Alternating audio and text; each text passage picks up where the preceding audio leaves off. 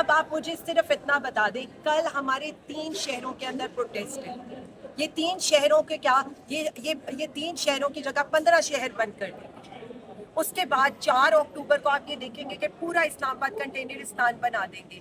وہاں پر وہ گرفتاریاں، وہ دہشت گردی کے پرچے یہ شروع کریں گے. اور پھر 5 کو مینار پاکستان پر آپ دیکھنا ریاستی دہشت گردی کا جس طرح سے یہ حرکتیں کرنے کی کوشش کریں گے. تو میں انتشاری ٹولہ کٹ پتلی حکومت ہے جو ہمارے اوپر ظلم کری ہے. ہم مظلوم ہیں، ہم سہتے ہوئے بھی پاکستان کی خاطر خاموش ہیں، اپنے لیڈر کی خاطر خاموش میم ہیں. سی ایم گنڈاپور صاحب جو تھے پہلے راولپنڈی آ رہے تھے، نہیں پہنچ سکے. اب 4 تاریخ کو جو احتجاج ہے تو کیا اسلام آباد آئیں گے؟ کیونکہ وہ اعلان کرتے رہے ماضی میں کہ میں خان صاحب کو رہا کرواؤں گا، لیکن وہ خود احتجاج میں نہیں پہنچ سکے. لاہور میں بھی لیٹ پہنچے، پنڈی میں آ ہی نہیں سکے، تو کیا اسلام آباد میں آئیں گے؟ اور یہیں پہ میں ایڈ آن کرنا چاہوں گا کہ آپ کے پی ٹی آئی کے کارکنان کی طرف سے یہ شکوہ بارہا کیا گیا کہ گنڈاپور صاحب کی وجہ کیا ہے، تمہیں لیٹ نکلتے ہیں، ان کو پتہ ہوتا ہے رستے میں رکاوٹیں ہیں، شیلنگز بھی ہو سکتی ہیں، گرفتاریاں بھی ہو سکتی ہیں.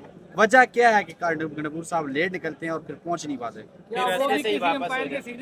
ایک منٹ میں جواب صرف اتنا کہوں گی کہ جو ظلم و بربریت ہمارے پٹھان بھائیوں نے، ہماری کے پی کے والوں نے، علی امین بھائی نے سہی ہے، اس کی مثال نہیں ملتی.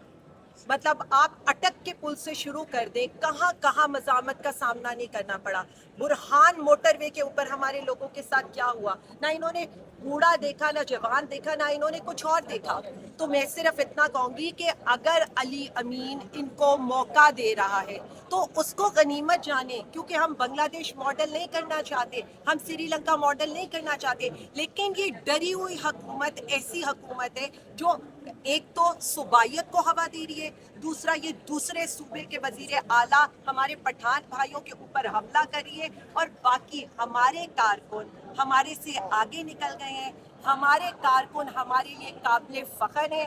ہم اپنے کارکنین کے ساتھ کھڑے ہیں اور میں اپنے کارکنین کو یہ کہنا چاہتی ہوں، کوئی ہو نہ ہو، آپ کی بہن اگلی صفوں میں آپ کے ساتھ ڈٹ کر ان کی ہر فسطائیت کا، ہر ظلم کا، ہر جبر کا مقابلہ کریں. اچھا میم آخر میں یہ بتائیے گا کہ ایک تو ہوتے ہیں آفٹر شاکس، یہ بیفور شاکس لگ رہے ہیں، جیسے عمران خان اس کے بعد کوئی بڑی ایک تحریک یا چلانے والے یا کسی انقلاب کی کال دینے والے، کیا سمجھتی ہے پی ٹی آئی اس کے بعد کوئی اپنا ایک جو ہے متفقہ جو ہے عمل طے کر پائے گی، یا کوئی سڑکوں کے بعد کیا ہونے والا ہے، پی ٹی آئی کیا کرنے والی ہے؟ دیکھیے میں نے آپ کو یہی بتایا ہے کہ پی ٹی آئی ایک پرامن جماعت ہے. ہم پرامن طریقے سے عوامی حمایت انہیں دکھا رہے ہیں ان لوگوں کو جن کے ساتھ عوامی حمایت نہیں ہے. میں صرف اتنا بتا دوں، ہم نہ رکے ہیں نہ رکیں گے جب تک ہمارا لیڈر رہا نہیں ہوگا، جب تک عدلیہ آزاد نہیں ہوگی، جب تک یہ جبری گمشدگیاں بند نہیں ہوں گی، جب تک ہماری ماؤں بہنوں بیٹیوں کا استحصال ختم نہیں ہوگا.